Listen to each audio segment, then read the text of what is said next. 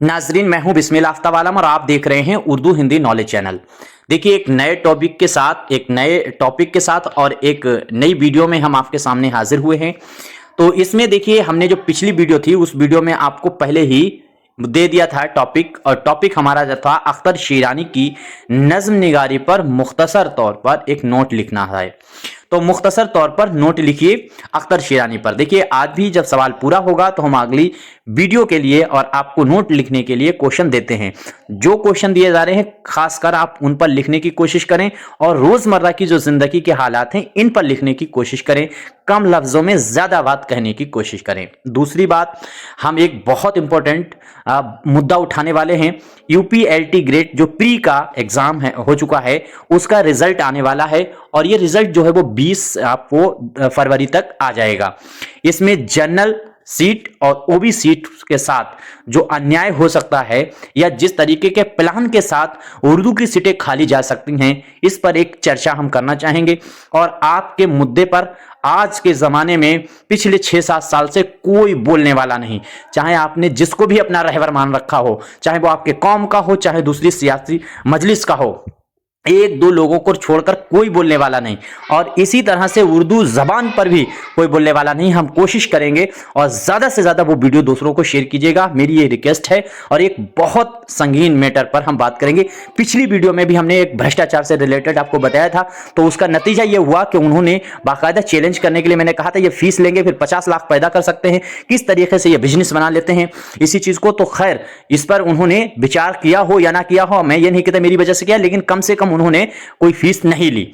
इसी तरह से एक और मैटर दिल्ली वाले DSSB का हुआ था, तो मैंने पहले से ही उस पर बोलना शुरू कर दिया था। आखिरकार उसमें सुधार हुआ और जो पिछली वीडियो मैंने देखी है उसमें 5000 से ज्यादा बच्चे वीडियो देख करके गए हैं। अभी 5 दिन पहले मेरी वीडियो आई और ये वीडियो, जबकि 5000 तो एलटी ग्रेड में प्रेजेंट भी नहीं हुए थे।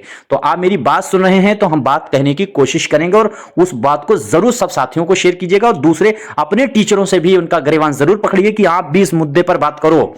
ठीक है, अब हम अपने सवाल पर बात करते हैं। उस वीडियो में हम आपको बात करेंगे, हो सकता है कि आपका भयंकर नुकसान हो जाए, उससे सीटें खाली रह सकती हैं और किस तरीके से आपको फंसाया गया है एक साजिश के तहत। अख्तर शीरानी की नज्म निगारी पर बात करते हैं। तो अख्तर शीरानी का नाम आपको मालूम है अख्तर खां था और अख्तर ये तखल्लुस इस्तेमाल करते थे। 1905 में रियासत टोक में पैदा हुए। ठीक, और आपके वालिद का नाम आपको मालूम है महमूद शीरानी था जो मशहूर मुहक्किक थे। अब यहां से इनकी नज्म निगारी देखिए। मगर होश इन्होंने लाहौर में संभाला। इब्तदा में साबिर अली खान से मशवरा सुखन किया और बाद अज़ा फितरी ज़ौक़ और मश्क सुखन से अपना एक अलहदा तर्ज कायम कर लिया। वो एक खुश दिल आशिक की तरह माशूक से दीवानावार गुफ्तगू करने में खास मलिका रखते हैं।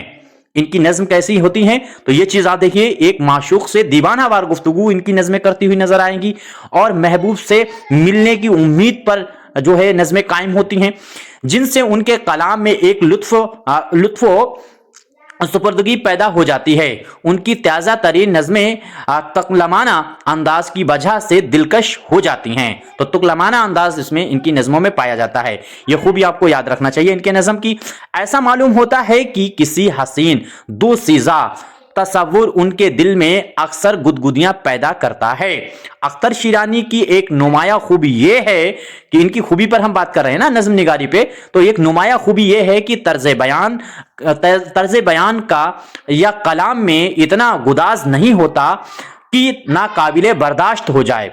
उनकी नज़में अमूमन तरन्नुम शीरी होती हैं, लेकिन साथ ही साथ उनमें वो गहराई या वजन नहीं जो किसी शायर को हयाते अब्दी अता कर सके।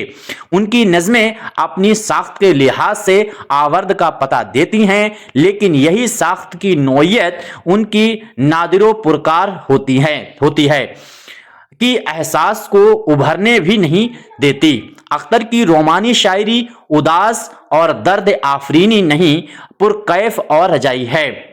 रजाई है, उसमें एक रचाव है, लज़तीद है, हुस्न परस्ती है और हुस्नकारी है और साथ ही साथ में हुस्न आफरीनी का एहसास भी।